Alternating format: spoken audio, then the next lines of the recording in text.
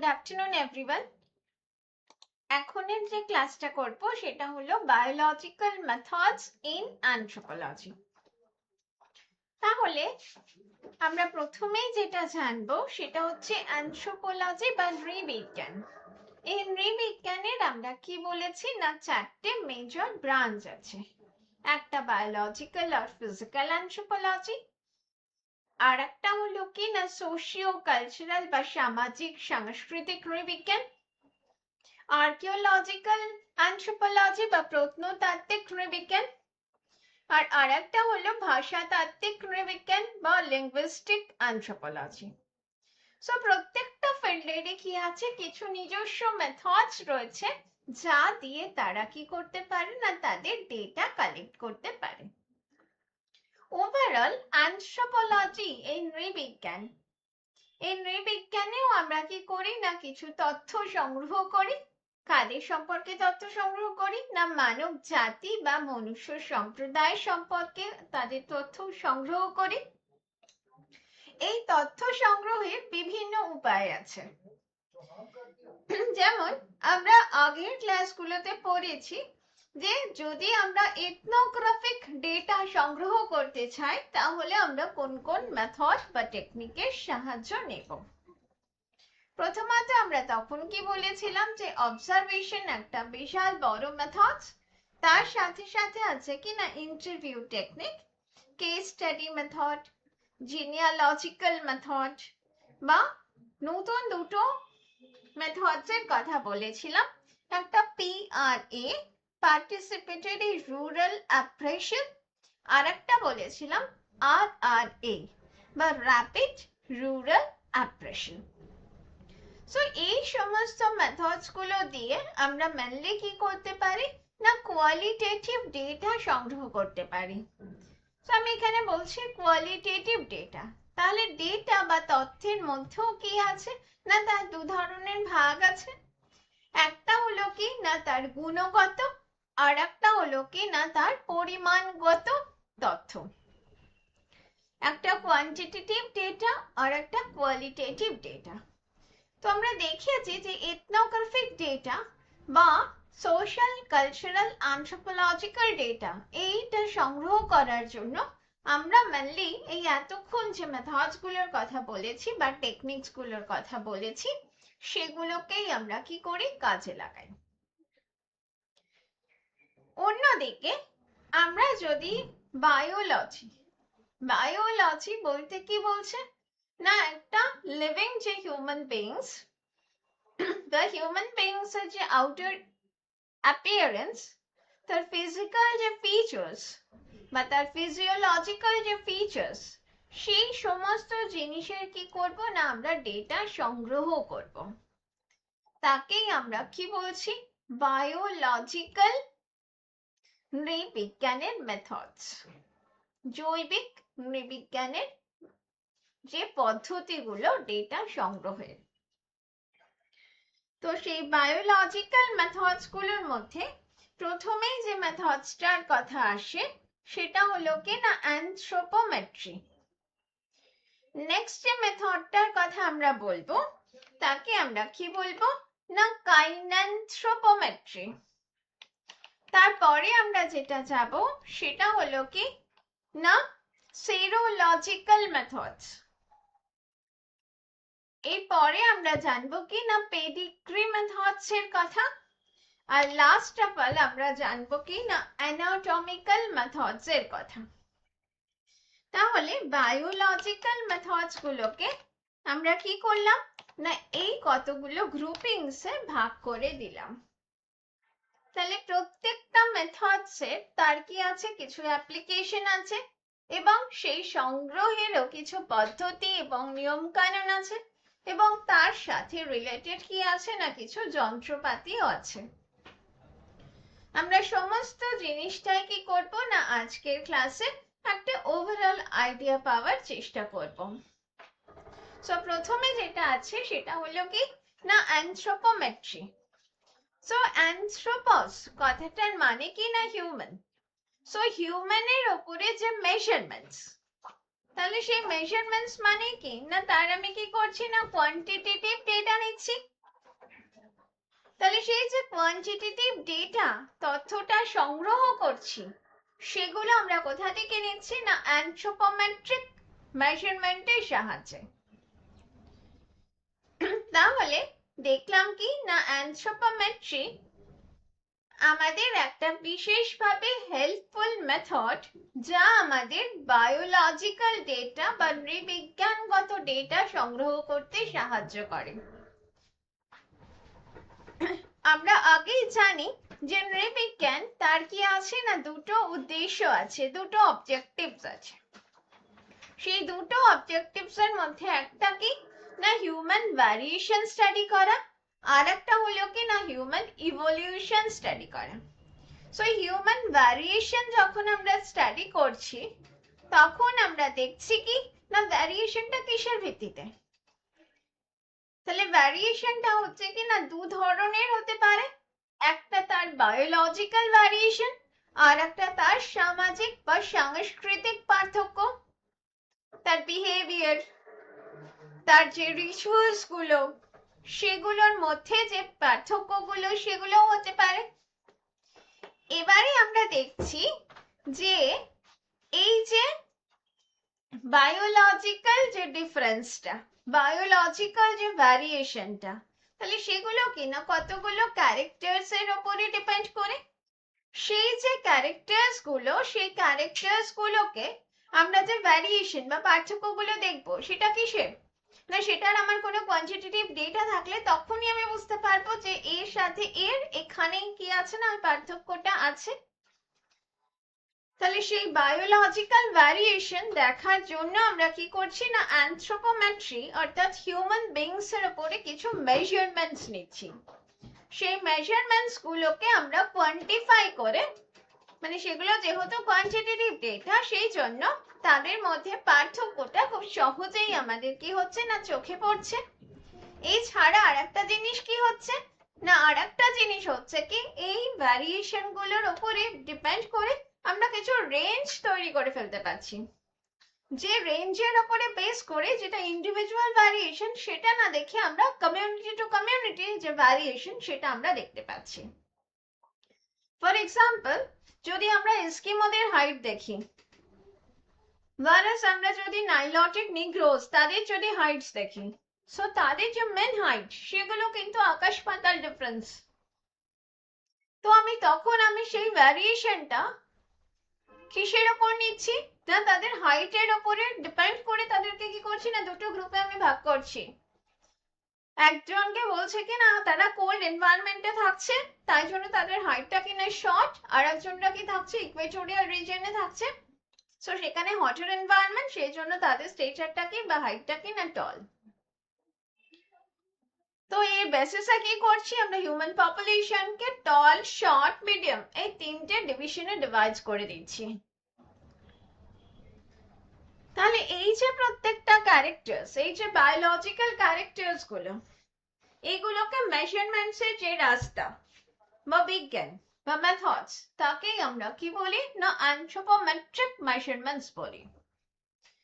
অন্যদিকে আমরা দেখতে চাই কি না ইভলিউশন দেখতে চাই।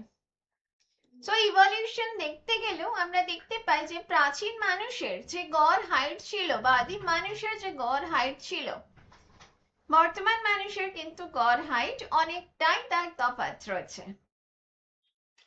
তাহলে সেখানেও কি করতে পারি আমরা রেঞ্জ করে বুঝতে পেরে যাই যে সেটা যেটা পেয়েছি যে কঙ্কালটাই পাই বা যে হাড়টাই পাই সেটা কোন যুগের মানুষের, সেটাও আমরা কি করতে পারি এর থেকে আইডিয়া করতে পারি।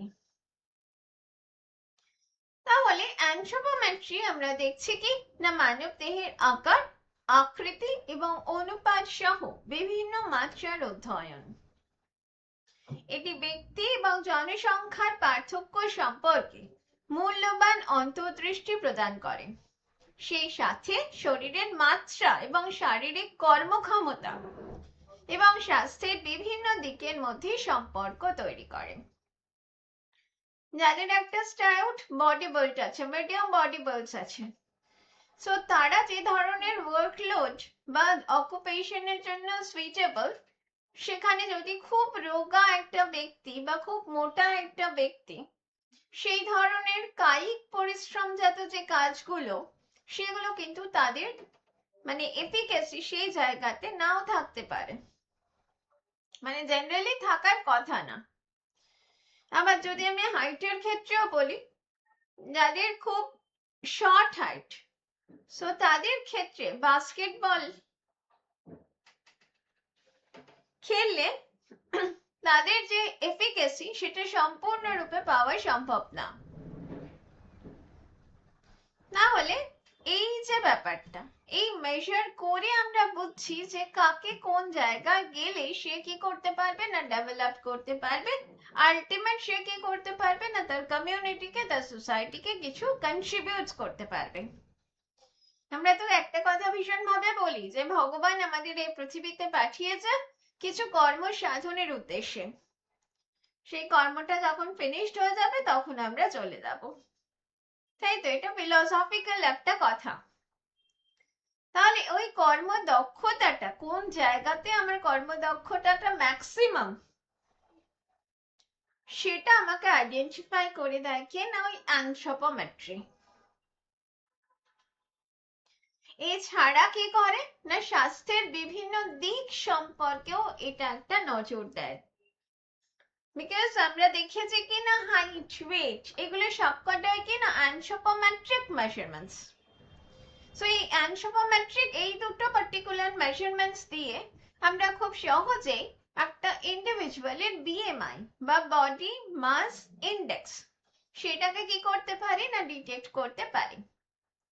সো এই বডি মাস ইন্ডেক্স যেই মুহূর্তে ডিটেক্ট করলাম একটা তুমি নাম্বার পাবো, ওই নাম্বারটার আমার কি আছে না রেঞ্জ আছে। যদি আমার বিলো 18 থাকে তাহলে আমার কি বুঝবো না আমি হচ্ছে আন্ডার নারিশ, অপুষ্টিতে আমি ভুগছি।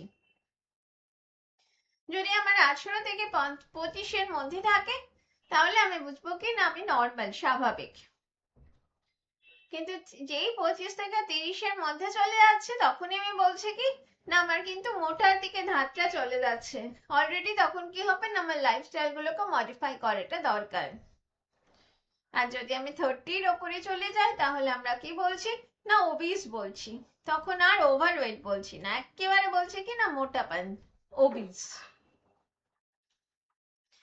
তাহলে এই সমস্ত স্টেজ গুলো পার্টিকুলার যে আমাদের হেলথ স্টেটাস বা ডিজিজ স্টেটাস তার সাথে সম্পর্ক আছে। যদি আন্ডার নারিশড হয় তাহলে সেক্ষেত্রে কি হবে, যে কোনো ইমিউনিটির ক্ষেত্রে আমার প্রবলেমস হবে, খুব সহজেই আমাকে রোগগুলো অ্যাটাক করে ফেলবে, কারণ আমার দেহে সেই রোগ প্রতিরোধ ক্ষমতা সেই পুষ্টিটা আমি ঠিক মতো পাচ্ছি না। আবার যদি আমি ওবিস হয়ে যাই সেই ক্ষেত্রেও কি হবে, বিভিন্ন যে non communicable disease, high blood pressure, diabetes, thyroid, arthritis, cancer, সব কটা ডিজিজই কি রয়েছে যেগুলো ভয়াবহ ডিজিজ, সেইগুলোই very much associated with obesity. সেই ক্ষেত্র থেকে কি হয় না প্রথম সিমটমস দেখা যায়, বা সেটাই আমার কি না অ্যালার্ম ক্লক আমাকে অ্যাওয়্যার করে দিচ্ছে যে আমি ওই সমস্ত রোগগুলো আমার ভবিষ্যতে হওয়ার সম্ভাবনা অনেক বেশি।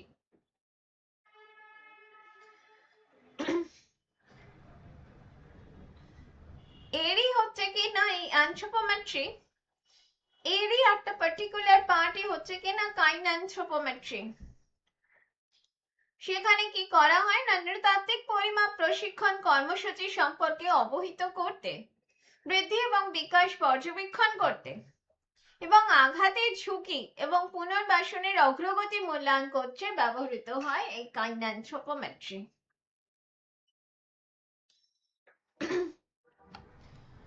সো এবার আমরা দেখছি কি না অ্যাকিউরেট মেজারমেন্টস খুব জরুরি, বিকজ একটু এধার ওধার হলে কি আমি ঠিক করে মাপলাম না, আমার কি দেখা গেল না 18-এর নিচে চলে এলো বিএমআই, কিন্তু আদপে কি আমি তাই না।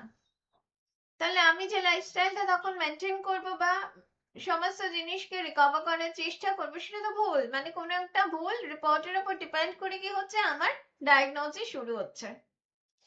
সো রিপোর্টটা যদি নির্ভুল না হয় তাহলে কি হবে না, ভীষণভাবে প্রবলেম দেখা দেবে। তাই জন্য অ্যাকিউরেট মেজারমেন্টস এর জন্য পার্টিকুলারলি আমরা কি করি, certain techniques and certain tools বা ইনস্ট্রুমেন্ট ইউজ করি। যেমন কি উচ্চতা পরিমাপের জন্য স্ট্যাডিওমিটার, বা তাকে আমরা কি বলছি, অ্যানথ্রোপোমেট্রি বা অ্যানথ্রোপোমেট্রিক রড। আবার যদি ওজন নিই তাহলে ওয়িং মেশিন ইউজ করি। আবার যদি আমরা কোনো সার্কামফারেন্স নিতে চাই তাহলে আমরা জাস্ট মেজারিং টেপ, যেগুলো দর্জিরা ইউজ করে, টেলার, সেই টেলারিং টেপ গুলোকে আমরা ইউজ করি। আর কি না, আমাদের যে শরীরের মধ্যে বিভিন্ন স্থানে যে ফ্যাট গুলো রয়েছে, ডিপোজিটস রয়েছে, সেগুলোকে মেজার করার জন্য আমরা স্কিন ফোল্ড ক্যালিপার ইউজ করি। আর এই যে মেজারমেন্টস গুলো আমরা নিচ্ছি, এগুলো তো ইনস্ট্রুমেন্টস এর নাম বললাম। ইনস্ট্রুমেন্ট দিয়ে তো আমাকে কি করতে হবে না, মেজার করতে হবে। তাহলে তো কোনো একটা ইন্ডিভিজুয়াল সেটাকে মেজার করছে, তা তো তার ভুল সম্ভাবনাটা অনেক বেশি থাকতে পারে, সে যদি ঠিক মতো ট্রেনিং প্রাপ্ত না হয়। কিভাবে সেটাকে মাপবে, কোথা থেকে সেটাকে মাপবে, কি কি প্রিকশন সে ইউজ করবে, সেটা যদি না হয় তাহলে কি হবে, আলটিমেট যে রেজাল্ট, যে রিপোর্ট, সেটা আমার কি আসবে না ভুল আসবে। সেই জন্যই কি করা হচ্ছে না, আন্তর্জাতিক society for the advancement of kind anthropometry, Isaac, এরা কি বর্ণনা করেছেন, মানসম্মত প্রোটোকল গুলো ওখানে লেখা আছে। তো তাদের স্ট্যান্ডার্ড অনুযায়ী কি হয় না, তাদের ইনস্ট্রাকশন অনুযায়ী কি হয় না, আমরা মেজারমেন্টস গুলোকে নিই। সো কিছু কমন অ্যানথ্রোপোমেট্রিক মেজারমেন্টস এর কথা এখানে বলা হয়েছে, যেমন উচ্চতা, ওজন, অঙ্গ প্রত্যঙ্গের দৈর্ঘ্য, পরিধি। আর কি না, আমাদের যে ফ্যাটের মেজারমেন্টস, চর্বি কতটা আছে। এবার দেখি, এই যে এতক্ষণ ধরে আমরা বলছিলাম কাইন্যানথ্রোপোমেট্রি, সো কাইন্যানথ্রোপোমেট্রি জিনিসটা কি। সো কাইন্যানথ্রোপোমেট্রি একটা গ্রিক শব্দ কাইনিন, যেটার মানে কি না নড়াচড়া করা। আর অ্যানথ্রোপাস কথাটার মানে কি না মানব। আর ম্যাট্রিক কথাটার নাম কি না পরিমাপ করা। তার মানে ওই মানবরা যখন কি হচ্ছে, নড়াচড়া করছে, চলাচল করছে, মুভমেন্ট হচ্ছে, সেই সময় অ্যাসোসিয়েটেড যে মেজারমেন্টস গুলো, সেগুলোকেই বলছি কি আমরা কাইন্যানথ্রোপোমেট্রি। তো এটা মানব দেহের আকার, অনুপাত এবং গঠনের গতিবিধি এবং শারীরিক ক্রিয়াকলাপের সাথে সম্পর্কিত পদ্ধতিগত পরিমাপ এবং বিশ্লেষণকেই বোঝায়। এটি বৈজ্ঞানিক শাখা হিসাবে বিংশ শতাব্দীর মাঝামাঝি সময় মানব দেহের বৈশিষ্ট্য, পার্টিকুলারলি স্পোর্টস ফিল্ডে এর যে অ্যাপ্লিকেশন, সেই অ্যাপ্লিকেশনটা এই বিংশ শতাব্দীর মাঝামাঝি থেকেই কি হয়েছে না শুরু হয়েছিল, এবং সেই সময় থেকে কাইন্যানথ্রোপোমেট্রি এই ফিল্ডটা ফেমাস হয়ে গেছিল। এরপর আমরা দেখছি কি না, এই অ্যানথ্রোপোমেট্রিক মেজারমেন্টস এর মধ্যেই একটা কি পড়ে না, বডি কম্পোজিশন অ্যাসেসমেন্ট। তো সেই ক্ষেত্রে আমরা দেখি কি না, বডির যে কম্পোজিশন, অর্থাৎ কতটা আমার ফ্যাট রয়েছে, কতটা আমার হাড়ের ডেন্সিটি রয়েছে, বা আমার কতটা ফ্যাট ছাড়াও মাসেলস রয়েছে, বা আমার টিস্যু গুলো কিভাবে কিভাবে ওটা সাজানো আছে, সেগুলোকেই বলা হয় কি না বডি কম্পোজিশন। এর সাথে সাথে একটা মানুষের বিপাকীয় যে ক্ষমতা, BMR rate, basil metabolic rate, সেইটা কতটা, বা একটা আঘাত করলো সেটা তার সহ্য করার ক্ষমতা, সেগুলোকেই একসঙ্গে কি বলছি আমরা, বডি কম্পোজিশন অ্যাসেসমেন্টস। শরীরের গঠন মূল্যায়নের জন্য বিভিন্ন পদ্ধতি রয়েছে। তার মধ্যে প্রথমেরটাই হলো কি না স্কিন ফোল্ড ক্যালিপার। তো স্কিন ফোল্ড ক্যালিপার এটা দিয়ে এই যন্ত্রের সাহায্যে আমরা কি করি না আমাদের এই ওপরে স্কিন আছে, স্কিনের লেয়ারটাকে জাস্ট হালকা করে তুলে ধরি, তুলে ধরে তার নিচে কি আছে ওই ফ্যাট লেয়ারটা আছে, ওটাকে আমরা মেপে নিই এই স্কিন ফোল্ড ক্যালিপারের সাহায্যে। অর্থাৎ এই পদ্ধতিতে শরীরের নির্দিষ্ট স্থানে ত্বকের নিচের চর্বির পুরুত্ব পরিমাপ করা হয়, যা শরীরের চর্বির শতাংশ অনুমান করতে ব্যবহার করা যেতে পারে। আমরা স্কিন ফোল্ডস গুলো, মেজারমেন্টস গুলো শরীরের বিভিন্ন অংশ থেকে নিই। যেমন খুব কমন হচ্ছে কি এখানে আছে বাইসেপস, এই পিছন দিকে ঠিক আছে কি না ট্রাইসেপস, পিঠের দিকে কি আছে না সাবস্ক্যাপুলার আছে, কোমরের দিকে কি আছে আমার সুপ্রাইলিয়াক আছে, তার পাশেই আমার কি আছে অ্যাবডোমিনাল স্কিন ফোল্ডস আছে, পায়ের যে কাফ মাসলস সেখানে কি আছে মিডিয়াল কাফ আছে। তো এই সমস্ত জায়গা থেকে ফ্যাটের যে থিকনেস সেটা স্কিন ফোল্ড ক্যালিপারের সাহায্যে মেপে আমরা কি করি না তার যোগফল নিই, এবং যোগফলটাকে আমরা পার্সেন্টেজ আকারে প্রকাশ করি, যেটা আমার কি করে দেয় যে ওভারঅল আমার বডির মধ্যে কম্পোজিশন কি আছে, ফ্যাটের কম্পোজিশন কি আছে সেটা আমাকে ইন্ডিকেটস করে। এটা হলো কি না এই যে আমি স্কিন ফোল্ড ক্যালিপার্স এর কথা বললাম, এটা হচ্ছে বিভিন্ন জায়গা থেকে আমাকে প্রথমে আগে মেজার করতে হবে। তো যত বেশি আমি মেজার করব তাহলে তত বেশি আমার কি থাকবে না ভুলের সম্ভাবনাও থাকবে। আর কি হচ্ছে এটা যদি হঠাৎ করে ছেড়ে দেওয়া হয় ইনস্ট্রুমেন্টটা ভীষণ ভাবে লাগে, পুরো মনে হচ্ছে চিমটি কাটছে কেউ, এই টাইপের খুব ব্যথা লাগে। তো এই জিনিসগুলোকে অ্যাভয়েড করার জন্য আমরা কি করি এখন যে বায়ো ইলেকট্রিক্যাল ইম্পিডেন্স একটা যন্ত্র আছে, সেখান থেকে আমরা খুব সহজেই আমার বডির মধ্যে কোথায় কতটা ফ্যাটস রয়েছে, তার মধ্যে স্যাচুরেটেড ফ্যাট আর নন স্যাচুরেটেড ফ্যাটসও কতটা রয়েছে, জলের পরিমাণ কতটা রয়েছে, সেগুলো সবটাই কি করে ওই মেশিনটা অ্যানালাইসিস করে দেয়। সো বিআইআই একটি ছোট বৈদ্যুতিন প্রবাহের প্রতি শরীরের প্রতিরোধ পরিমাপ করে শরীরের গঠন অনুমান করে, এটা তার প্রিন্সিপাল। বিআই এর পিছনে নীতি হলো যে চর্বির ভরের তুলনায় চর্বির ভর বিদ্যুৎ কেন্দ্রে ভালোভাবে পরিচালনা করে, যা শরীরের চর্বির শতাংশের অনুমোদন করার অনুমতি দেয়।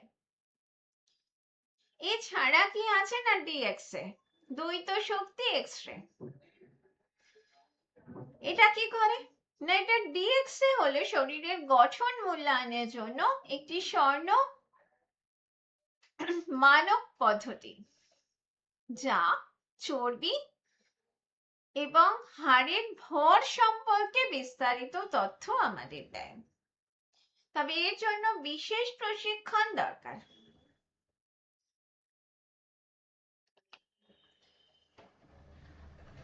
এরপর আমরা দেখি কি আর একটা বায়োলজিক্যাল মেথড হচ্ছে কি না সোম্যাটোটাইপিং করা। সোম্যাটোটাইপিং মানে কি না বডির আকৃতির উপরে ডিপেন্ড করে আমরা হিউম্যানকে কতগুলো গ্রুপে কি করছি না ডিভাইড করছি, সেই জন্যই আমরা কি বলছি একে সোম্যাটোটাইপিং। তাহলে সোম্যাটোটাইপিং হলো ব্যক্তিদের তাদের শারীরিক চেহারা এবং শরীরের গঠনের উপর ভিত্তি করে পৃথক পৃথক দেহের ধরনের শ্রেণীবিভাগ। তো সোম্যাটোটাইপ ধারণাটি এই বিশ্বাসের উপরেই ভিত্তি করে তৈরি যে একজন ব্যক্তির শরীরের ধরন নির্দিষ্ট শারীরবৃত্তীয় এবং মানসিক বৈশিষ্ট্যের সাথে সম্পর্কিত। তাহলে আমরা কি বলছি না তাদের যে শরীরের ধরন, কেউ রোগা, কেউ মোটা, কেউ মাঝারি, সেটা কিসের উপর ডিপেন্ডেন্ট না তাদের ফিজিওলজিক্যাল এবং মেন্টাল স্ট্রাকচার বা বিহেভিয়ার কেও কন্ট্রোল করে। সো এই যে শরীরের শারীরিক চেহারা এবং শারীরিক গঠনের উপর ভিত্তি করে মানব দেহের যে শ্রেণী বিভাগ, এটা প্রথম করেছিলেন কে? না বিজ্ঞানী শেলডন। তিনি কি করেছিলেন? না কতগুলো ইন্ডিভিজুয়ালস এর, কতগুলো কেন, অনেক প্রচুর ইন্ডিভিজুয়ালস এর তিনি ফটোগ্রাফস নিয়েছিলেন। একটা ফ্রন্ট সাইড থেকে আর একটা কি না সাইড থেকে।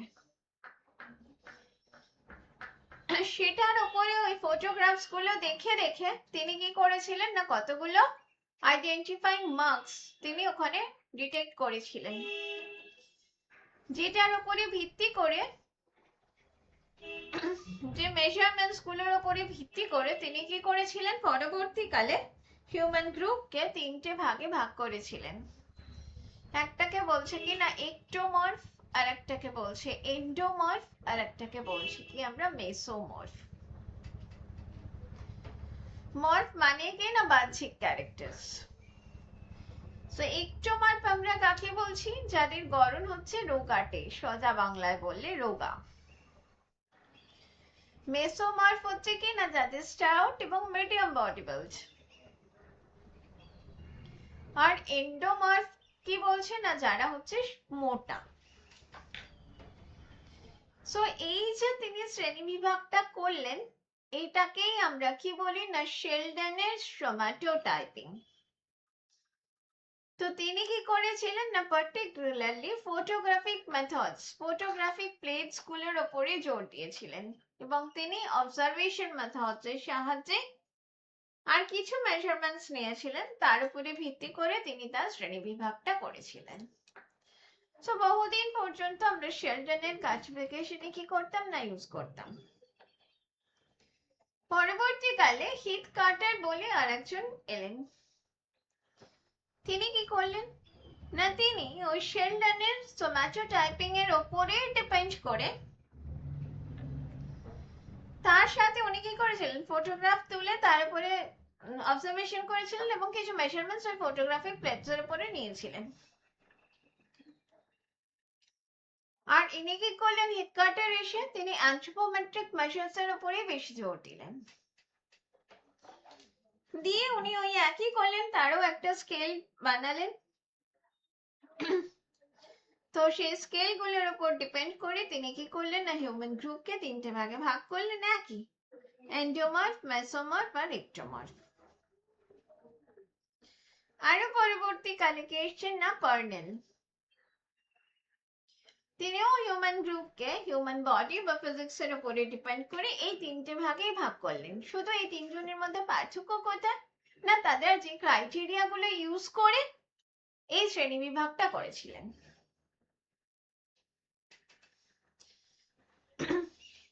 আর কি করেছিলেন তারা? তারা এই যে সোম্যাটোটাইপিং, এই বডি ফিজিক্স গুলোকে হিউম্যান বিহেভিয়ারের সাথে অ্যাসোসিয়েট করেছিলেন। অর্থাৎ তারা বলেছিলেন কি না বায়োলজিক্যাল ফ্যাক্টরস গুলো তার সাইকোলজিক্যাল স্ট্রাকচারস বা বিহেভিয়ার স্ট্রাকচারস তৈরি করার জন্য নেসেসারি। ফর এক্সাম্পল, যারা হচ্ছে কিনা এন্ডোমর্ফ, তারা কি দেখিয়েছে না তারা বলেছেন মানে তাদের মতে they are associated with ভীষণ ভাবে সরল একটা মন তাদের। তারা কি হয় না এক্সট্রোভার্ট হয়, সবার সাথে দিল খোলা ভাবে প্রাণ খোলা ভাবে মিশা যেতে পারে, তারা খেতে ভালোবাসে এবং তাদের মধ্যে সহজ বাংলায় বললে প্যাঁচ জিনিসটা খুব কম।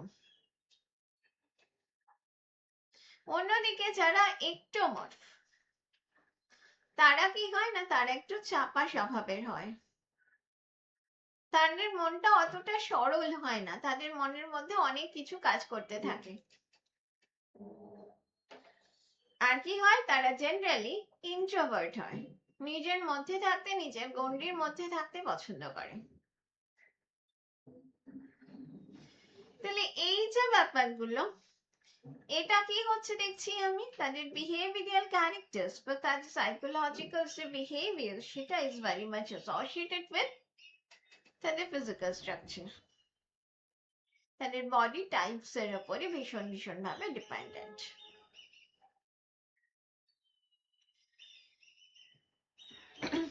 তো আমরা দেখছি কি না সোম্যাটোটাইপ ধারণাটি এই বিশ্বাসের উপর ভিত্তি করে তৈরি যে একজন ব্যক্তির শরীরের ধরন নির্দিষ্ট শারীরবৃত্তীয় এবং মানসিক বৈশিষ্ট্যের সাথে সম্পর্কিত, যা তাদের অ্যাথলেটিক পারফরমেন্সকে প্রভাবিত করতেও পারে।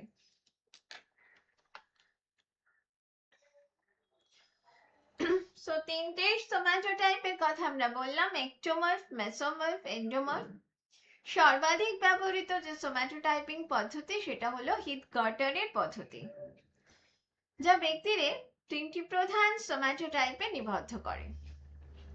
একটা হলো কি না একটোমর্ফ, সেখানে কি আছে না ন্যূনতম চর্বি আছে তাদের মধ্যে, ফ্যাট বলতে গেলে নেই, পেশিও তাদের খুব যে একটা বেশি তা নেই, একটি পাতলা রৈখিক দেহ দ্বারা চিহ্নিত। মেসোমার তারা হচ্ছে কিনা একদম সুবিকশিত পেশি এবং কম শরীরের চর্বি সহ একটি পেশিবহুল অ্যাথলেটিক যে ফিগার যাকে বলে সেটা গঠন প্রদর্শন করে।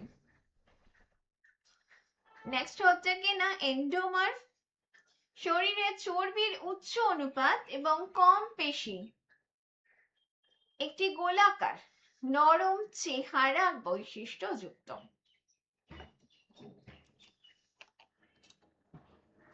তাহলে এই এতক্ষণ ধরে আমরা কি বললাম, বিভিন্ন অ্যানথ্রোপোমেট্রিক মেথডস এর কথা, যেটা one of the biological methods in anthropology, তার কথা আমরা বললাম।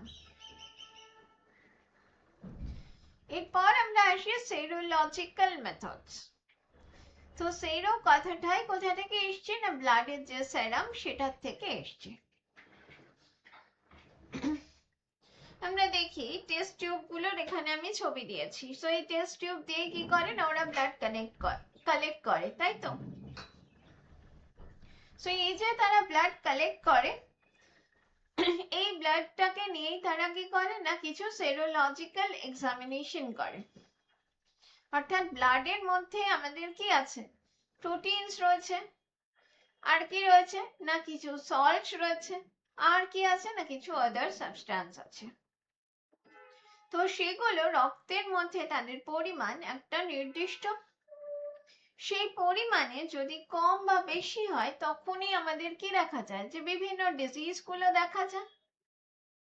এবং আরো যদি শুধু ডিজিজের কথা বাদ দিই, সেই রেঞ্জ গুলোর উপর ডিপেন্ড করে যে ব্লাডের প্যারামিটার্স গুলো আমরা কি করতে পারি না হিউম্যান পপুলেশনটাকে ক্লাসিফাই করতে পারি। তাহলে as a racial criteria serological methods use হচ্ছে। ফর এক্সাম্পল, ব্লাডের মধ্যেই থাকে কি না এবি ও অ্যান্টিজেন, এবি অ্যান্টিজেন। সো এই এ বি অ্যান্টিজেনের উপর ডিপেন্ড করে আমরা হিউম্যান ব্লাড গ্রুপ, যেটা সব থেকে কমন সেটা হচ্ছে কি না ABO blood group system. So সেই এবিও ব্লাড গ্রুপ অনুসারে আমাদের কি আছে না আমাদের চারটে রক্তের বিভাগে আমরা ভাগ হই, এ বি এবি ও। তো কার কোন ব্লাড গ্রুপ সেটাকে আমরা কি করতে পারি, সেরোলজিক্যাল মেথডস এর সাহায্যে খুব সহজেই আইডেন্টিফাই করতে পারি। যে কোনো আমার বডি থেকে কি করছে, ওর একটা রক্ত নিচ্ছে ভেইন থেকে, নেওয়ার পরে আমার কি করছে না একটা স্লাইডের মধ্যে এক কোনায় কি আছে না অ্যান্টি এ সেরাম রয়েছে, আর একটাতে কি আছে না অ্যান্টি বি সেরাম রয়েছে। এবার ব্লাডটা নিয়ে গিয়ে কি করা হলো, এটার উপরে এক ড্রপ এটার উপরে এক ড্রপ ফেলা হলো, তারপরে একটা কাঁচের স্টারার দিয়ে ভালো করে নেড়ে দেওয়া হলো। সো যে মুহূর্তে তুমি নেড়ে দিলে তাহলে দেখা যাবে কি না তিনটে কন্ডিশন দেখা দিতে পারে, চারটে কন্ডিশন দেখা দিতে পারে। একটা দেখা গেল যে তুমি যে অ্যান্টিজেনটা ইউজ করেছিলেন অ্যান্টি এ, সেটাই শুধুমাত্র কি হচ্ছে না সেই জায়গাতে যে ব্লাডটা ইউজ হয়েছে সেটাই কেমন কি হচ্ছে না ছেড়ে ছেড়ে গেছে, কিন্তু বি এর জায়গায় যেটা ছিল সেটা কিন্তু নর্মাল ব্লাড রয়েছে, যেমন ড্রপটা রেখে গেছিলে। তো তখনই কি হয় না ডিটেক্ট করা যায় তাহলে নিশ্চয়ই এর ব্লাড গ্রুপ কি আছে না এ।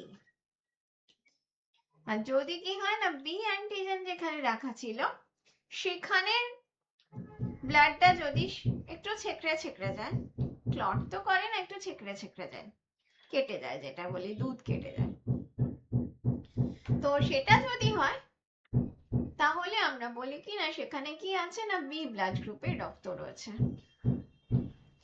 যদি এ আর বি দুটোর ক্ষেত্রেই দেখা যায় যে সেটা কেটে কেটে গেছে, সেটা রিয়াক্ট করেছে, তখন আমি বলবো কি না সেই ব্যক্তির ব্লাড গ্রুপ এ বি। আর যদি কোনোটাতেই না কাটে তখন আমি বুঝবো কি না সেই ব্যক্তির ব্লাড গ্রুপ হচ্ছে কি না ও। সেই ব্লাড গ্রুপের উপর ডিপেন্ড করে হিউম্যান পপুলেশনকে গার্ন, কুন, বার্টশেল, ওটেনবার্গ, বয়েড এরা সবাই কি করেছিলেন না ক্লাসিফাই করেছিলেন। সো সেরোলজিক্যাল মেথডস এই ক্ষেত্রে কি না ভীষণ ভীষণ ভাবে ইম্পর্টেন্ট। এছাড়া ওর মধ্যে কি আছে আরো সার্টেন প্রোটিনস রয়েছে যেগুলো কি হয় না কোনো একটা পার্টিকুলার ডিজিজের সাথে অ্যাসোসিয়েটেড, তাহলে লোকজন তখনই ডিটেক্ট করে কি না তার এই পার্টিকুলার রোগটা রয়েছে, বা কোনো জায়গার মধ্যে এই পার্টিকুলার ডিজিজ বা এই পার্টিকুলার ট্রেটটা ভীষণ কমন, যেটা তাদের অরিজিন খুঁজতে ভীষণ ভীষণ ভাবে হেল্প করে। একটা তো ভ্যারিয়েশন দেখছি, আর একটা কি দেখছে না তাদের অরিজিনটাকে চিহ্নিত করার চেষ্টা করছে। এছাড়া আমরা দেখি যে এই ব্লাডের মধ্যে কিছু কিছু কি আছে না প্রোটিনস রয়েছে। Haemoglobin one of the protein. So সেটাও কিন্তু কি দেখায় না ভ্যারিয়েশন দেখায়। সো আমাদের প্লেন ল্যান্ডে আমরা যারা থাকি তাদের রক্তের মধ্যে হিমোগ্লোবিনের পরিমাণ, আর যারা কি থাকে হাইল্যান্ডে থাকে তাদের ক্ষেত্রে যে প্রোটিনের পরিমাণ, সরি হিমোগ্লোবিনের পরিমাণ, তার কিন্তু অনেক অনেক ভ্যারিয়েশন আছে। সো কেন আছে না হিমোগ্লোবিন আমরা কি জানি যে অক্সিজেনকে বাইন্ড করতে সাহায্য করে, অক্সি হিমোগ্লোবিন নাম নিয়ে সে শরীরের বিভিন্ন স্থানে, কারণ ব্লাড হচ্ছে এমন একটা জায়গা যেখানে লিম্ফ নোডস গুলো ছাড়া ও সমস্ত জায়গায় কি আছে অ্যাক্সেস আছে। তো আস্তে আস্তে যদি ওর মধ্যে ওই হিমোগ্লোবিনটা বেশি থাকে তাহলে আমরা বুঝবো কি না তারা শীতের দেশের লোক, বিকজ অক্সিজেনটাকে তারা কি করছে না বেশি করে ক্যারি করে নিয়ে যাচ্ছে, কারণ যত উপর দিকে উঠছে তত বাতাসে অক্সিজেনের স্যাচুরেশন কমতে থাকে। তো সেই কম অক্সিজেন যুক্ত জায়গায় থাকার জন্য তাদের শরীরের মধ্যে যে অ্যাডাপ্টেশন হয় সেটা হচ্ছে প্রথমটাই হলো কি না হিমোগ্লোবিন মাত্রাটা কি হচ্ছে না বেড়ে যাচ্ছে।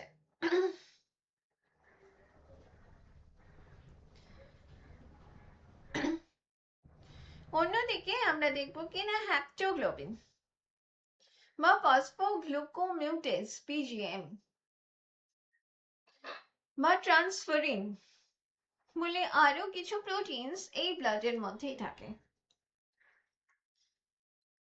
তো তাদের কি আছে না পার্টিকুলার একটা রেঞ্জ আছে যে হ্যাপ্টোগ্লোবিনের মাত্রাটা এই কমিউনিটির মধ্যে এতটা থাকবে, এই কমিউনিটির মধ্যে এতটা থাকবে, যদি তার মধ্যে না থাকে তখন কি করতে পারবো খুব সহজেই আমরা তাদেরকে আউটকাস্ট করে ফেলতে পারবো। বিশেষ করে সেরোলজিক্যাল মেথডস কোথায় বেশি কাজে লাগে না যখন আমাদের যারা অ্যানথ্রোপোলজি নিয়ে পড়াশোনা করছে তো তার একটা অ্যাপ্লিকেবল ফিল্ড কোথায় না ভিডিও বা হিস্ট্রিও হওয়া, তাই তো সেখানে তাদের সফলতা পাওয়ার সম্ভাবনা খুব বেশি, কারণ সেখানে মানুষকে নিয়েই তাদের কি করতে হয় না ডিল করতে হয়, মানুষের সমস্যার কথা শুনে তাদের সেই সমাধানের চেষ্টা করতে হয়। তো সেই সমস্ত জায়গায় ভিডিও বা ওদের একটা মারাত্মক কাজ হলো কি না কাস্ট আইডেন্টিফিকেশন। ওই পার্টিকুলার কাস্ট তোমার কাছে কেউ কাস্ট সার্টিফিকেট চাইতে এসছে, সুতরাং সে যে ওই কাস্টে বিলং করে তার পূর্বপুরুষের কোনো নিদর্শন নেই তার কাছে, তখন তুমি তাকে কি করে রিলাই করবে? তাকে রিলাই করার মতো একটাই জায়গা হলো কি না তার ব্লাড টেস্ট করা।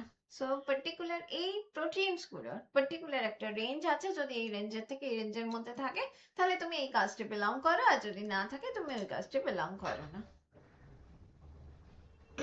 তাহলে এইভাবে কি করা হচ্ছে না তার জেনেটিক মার্কার হিসাবে এই সেরোলজিক্যাল মেথডস ভীষণ ভীষণ ভাবে হেল্পফুল। আর কিসে আছে? আর তো আমরা জানি যে কোনো ডিজিজকে আইডেন্টিফাই করা বা বডির স্ট্রাকচারে অ্যাবনর্মালিটিস থাকলে সেটাকে আইডেন্টিফাই করার জন্য আমরা সেরোলজিক্যাল মেথডসের হেল্প নিই। নেক্সট হলো কি না পেডিগ্রি মেথডস।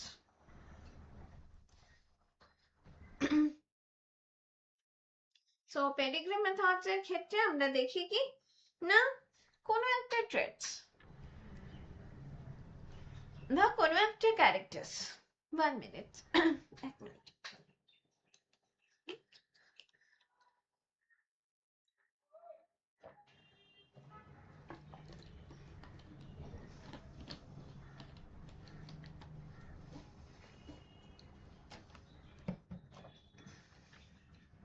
কোনো একটা ক্যারেক্টার বা কোনো একটা বৈশিষ্ট্য ট্রেটস, সেটা কিভাবে একটা জেনারেশন থেকে আর একটা জেনারেশনে ট্রান্সমিট হচ্ছে,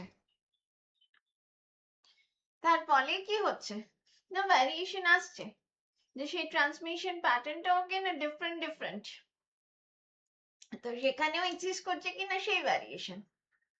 আর কি হচ্ছে না সেই ট্রেটটা কিভাবে এসছে তার যদি বংশধারাটা আমরা অনুসরণ করি তাহলে আমরা আমাদের পূর্বপুরুষদের খুব সহজেই কি করতে পারবো না ট্রেস আউট করতে পারবো। তাহলে সেই ক্ষেত্রেও কি হচ্ছে না এই পেডিগ্রি মেথডস একটা ইম্পর্টেন্ট মেথডস হিসাবে জায়গা করে নিচ্ছে। সো এই পেডিগ্রি মেথডস এর মধ্যে আমরা কি দেখি না কতগুলো পার্টিকুলারলি সিম্বল ইউজ করি, কিসের জন্য না আমরা সেগুলোকে পার্টিকুলার কিছু জিনিসকে ডিনোট করার জন্য। আমরা তো পেডিগ্রি মেথডস মানে কি একটা ছবি আঁকছি, কার ছবি আঁকছি না আমাদের বংশের যে লোকজন আছে আমাদের কিনস এন্ড রিলেটিভস তাদের ছবিটাকে আমরা ওখানে প্লেস করছি এবং তাদের মধ্যে কি কি বৈশিষ্ট্যগুলোকে আছে সেগুলোকে কি করছি আমরা নোট ডাউন করছি। তো সেই ক্ষেত্রে আমরা কতগুলো সিম্বলস এর সাহায্য নিচ্ছি, সেই সিম্বলস গুলো দিয়ে আমরা male female marriage line offspring line কোনো টুইন আছে কিনা সেগুলোকে আইডেন্টিফাই করছি, সেগুলোকে আমরা মার্ক করছি। এই সাথে সাথে পেডিগ্রি মেথডস যেহেতু একটা বায়োলজিক্যাল মেথডস ইন অ্যানথ্রোপোলজি, তার মানে বায়োলজির ক্ষেত্রেও কি করছে না কার মধ্যে সেই ট্রেটটা আছে তাকে আমরা সম্পূর্ণ কি করে দিচ্ছি কালার কোড, বা কে ওই পার্টিকুলার ট্রেটটার ক্যারিয়ার বাহক হিসাবে অবস্থান করছে তার জন্য আমরা কি করছি আলাদা একটা সিম্বল ইউজ করে দিচ্ছি। বা সেই ফ্যামিলিতে ইনব্রিডিং বা ক্লোজ রিলেটিভস এর মধ্যে ম্যারেজ হচ্ছে কিনা কনসাংগুইনাল ম্যারেজ সেটাকে আমরা নোট ডাউন করতে পারছি সিম্বল দিয়ে। কেন করব না সেটাকে করে আমরা দেখতে চাইছি যে আদৌ কি যে ট্রিটটার কথা বলছি বা যে ডিজিজটার কথা বলছি সেটা এই ধরনের যখন ইনব্রিডিং হচ্ছে উইদিন ব্লাড রিলেশনে বিয়ে হচ্ছে তার সম্ভাবনা কি বেড়ে যাচ্ছে। তাহলে এই যে জিনিসগুলো তাকে ডিটেক্ট করা বা কোনো একটা পার্টিকুলার ট্রেট সে ফার্স্ট জেনারেশন থেকে সেকেন্ড জেনারেশন থার্ড জেনারেশন কিভাবে ট্রান্সমিট হচ্ছে বা আমার পরবর্তী জেনারেশনে সেটা প্রকাশ পাওয়ার সম্ভাবনা কতটা সেটা দেখার জন্য আমরা ফরমোস্ট হেল্প নিই কিসের না পেডিগ্রি মেথডস। এই সমস্ত কিছুই কিন্তু দেখলাম কিনা সেরোলজিক্যাল মেথডস ছাড়া বাদ বাকিগুলো কি আছে আমার ইনভ্যাসিভ মেথডস, খুব যে বেশি খরচ সাপেক্ষ, খুব যে বেশি লোক সাপেক্ষ, খুব যে বেশি টাফ কোনো কিছুই না, খুব সহজেই আমরা কি করতে পারি এই যে অ্যানথ্রোপোলজিক্যাল ডেটা সেটা আমরা কালেক্ট করে আনতে পারি।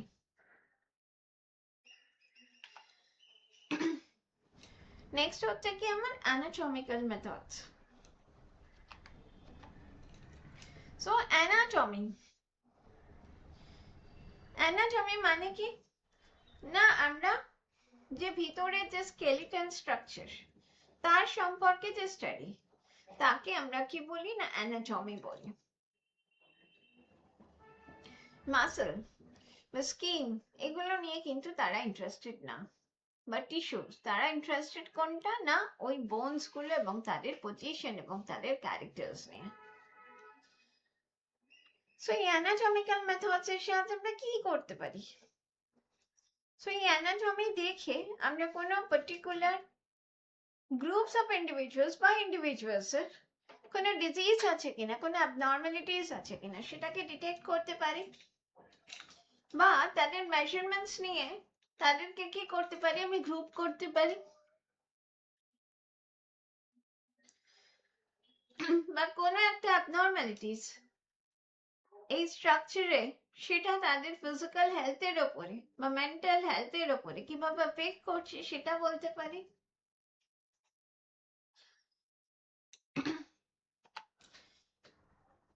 নেক্সট যেটা দেখতে পাই সেটা হচ্ছে কি, মেইন হচ্ছে আমরা অ্যানাটমিক্যাল মেথডস দিয়ে চারটে জিনিসকে আইডেন্টিফাই করি।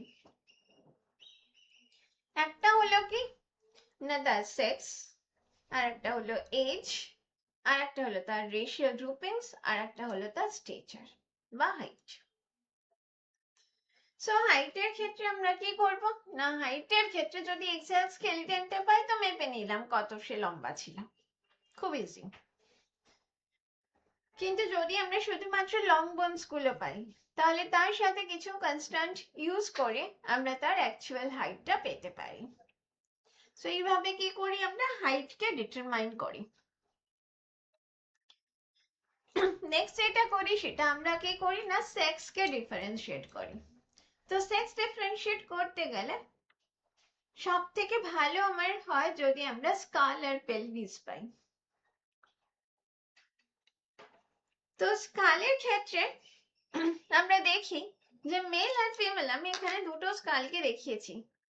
দেখো ফিমেলদের ক্ষেত্রে এই যে ফোরহেড এটা কেমন একটা স্লাজিং এসছে, কিন্তু মেয়েদের ক্ষেত্রে কি না একটা ভার্টিক্যালি এসছে। নেক্সট দেখো যে এই যে রিজ,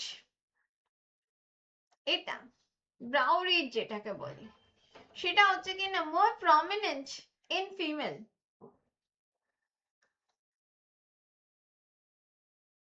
নেক্সট হচ্ছে দেখো এই যে চিক বোনস,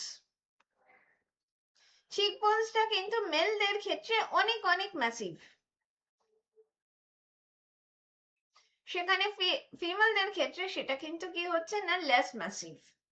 চিন দেখো, চিনটা মেলদের ক্ষেত্রে কেমন না ব্রড, ফিমেলদের ক্ষেত্রে কি হচ্ছে না সেটা টেপারিং হয়ে গেছে, পয়েন্টেড হয়ে গেছে।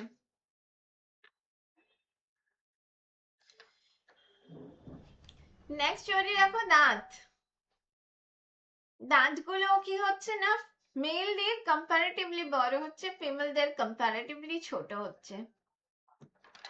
আর ওভারঅল যে স্কালের স্ট্রাকচার সেটা সবসময় কি হচ্ছে না মেলেরটা বড় হচ্ছে না, আর ফিমেলেরটা কি হচ্ছে না কম হচ্ছে।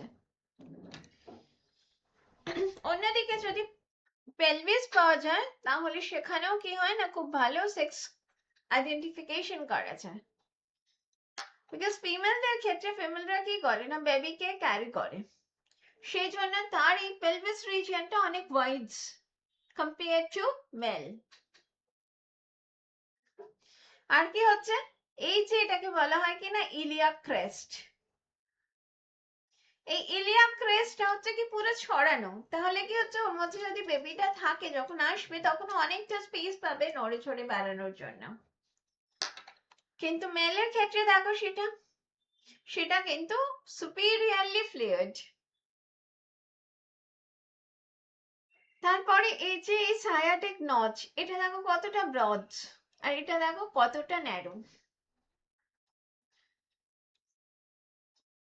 তাহলে এই সমস্ত ডিফারেন্স দেখে আমরা কি করতে পারি না মেল আর ফিমেল স্কেলিটন আইডেন্টিফাই করতে পারি। আর নেক্সট ওয়ান হচ্ছে কি না রেশিয়াল আইডেন্টিফিকেশন। ককেসয়েডস এর পার্টিকুলারলি ফিচার্স আছে, নিগ্রয়েডস এর কিছু ফিচার্স আছে, বা মঙ্গোলয়েডদের কিছু ফিচার্স আছে, অ্যানাটমিক্যাল ফিচার্স। যেমন মঙ্গোলয়েডরা জেনারেলি কি হয় না তাদের হাইটটা শর্ট হয়, whereas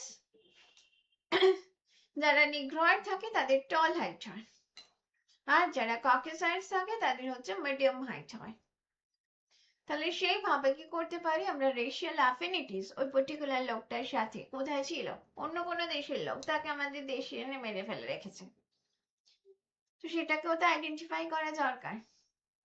বা যুদ্ধের সময় কোন দেশের সেনারা মারা গেছে সেগুলোকেও আইডেন্টিফাই করা যায় এই রেশিয়াল ডিফারেন্স দেখে। আর কি না, এই যে লিপ রিজন, এই যে এখানে এই অ্যালভিওলার পোর্শন এটাকে বলে, এটা নিগ্রয়েডদের ক্ষেত্রে অনেকটা উঁচু, আবার মঙ্গোলিয়ানদের ক্ষেত্রে কি না একটা ফ্ল্যাটস, আবার ককেসয়েডস এর ক্ষেত্রে কি হচ্ছে এটা মিডিয়াম। বা তাদের বডি শেপ, সেই বডি শেপটা কেমন, নিগ্রয়েডস এর ক্ষেত্রে তাদের একটা সিলিন্ড্রিক্যাল চোঙ এর মতো বডি শেপ, বা এস্কিমোদের ক্ষেত্রে সেটা কেমন না, সেটা একটা বক্স লাইক স্ট্রাকচার বা আয়তাকার স্ট্রাকচারস। সেখানে ককেসয়েডস এর ক্ষেত্রে ওদের ব্রেথ আর লেন্থ দুটোরই কি হচ্ছে না, একটা প্রপোর্শনটা ঠিক ঠিক আছে। তাহলে এই যে জায়গাগুলো দেখে আমরা কি করতে পারি না, তার রেশিয়াল অ্যাফিনিটি কি ছিল সেটাকে আইডেন্টিফাই করতে পারি। তাই জন্য একে আমরা কি বলছি না, বায়োলজিক্যাল মেথডস ইন অ্যানথ্রোপোলজি বলছি। এছাড়া সেরোলজিক্যাল মেথডস দিয়ে আমরা আর কি করতে পারি, কোনো ক্রিমিনাল সেটাকেও আইডেন্টিফাই করতে পারি। কোনো একটা মার্ডার সাইট, সেখানে রক্ত পাওয়া গেছে, সেই রক্তটা কার, একটা রক্ত তো আছেই যাকে মার্ডার করা হয়েছে, তার সাথে অন্য কোনো রক্তের কি মিক্স আপ হয়েছে, তার মানে সেটা নিশ্চয়ই সেই তার যে খুনি তার। তাহলে সেখান থেকে কি করা হয় না, খুনিকে ডিটেক্ট করার কাজেও আমরা সেরোলজিক্যাল মেথডস ইউজ করি।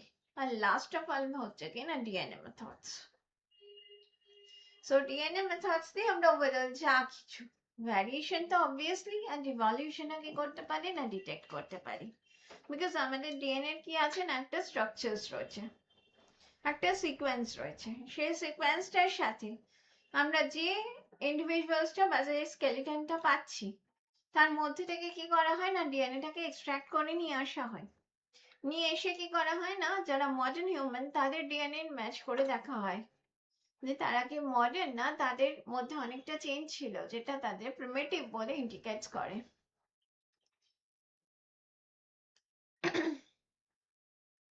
তাহলে এইভাবে আমরা দেখছি কি না, সেরোলজিক্যাল মেথডস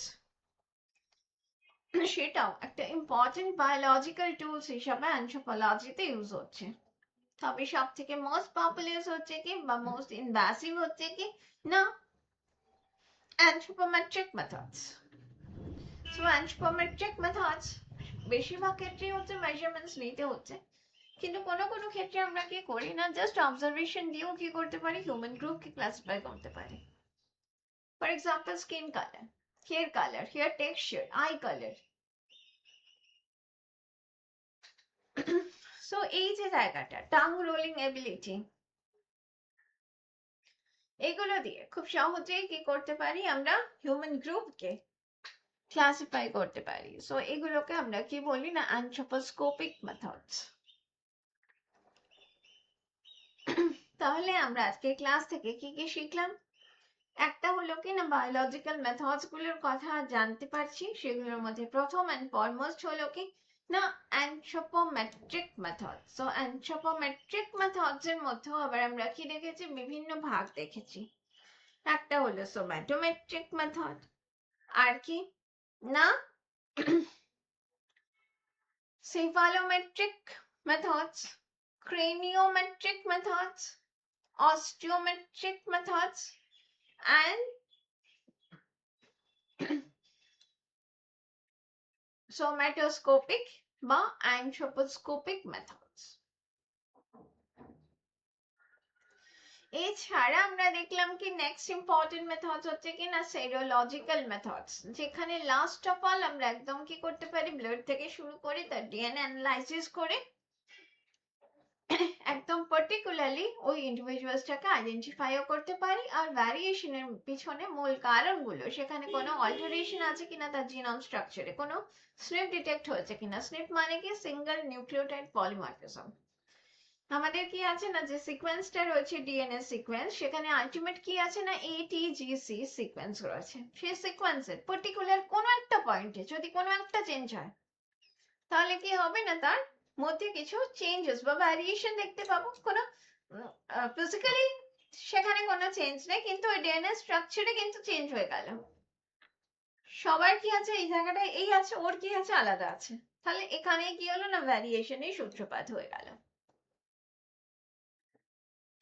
ওকে, তাহলে ভ্যারিয়েশন অ্যান্ড ইভলিউশন, আমাদের যে জিনোম স্ট্রাকচারটা রয়েছে, সেটা যেটা প্রাপ্ত হয়েছে যে ফসিলসটা, তার জেনেটিক অ্যানালাইসিস করে তার সিকোয়েন্সের সাথে মিলিয়ে দেখা যাক যে তার সঙ্গে আমাদেরটার কতটা সিমিলারিটি আছে আর কতটা ডিসিমিলারিটি আছে। তার উপর ডিপেন্ড করে সে কত বছরের আগে, সে কতটা আমাদের ক্লোজ রিলেটিভস না ডিস্ট্যান্ট রিলেটিভস, সেটাকে কি করতে পারি আমরা খুব সহজেই আইডেন্টিফাই করতে পারি।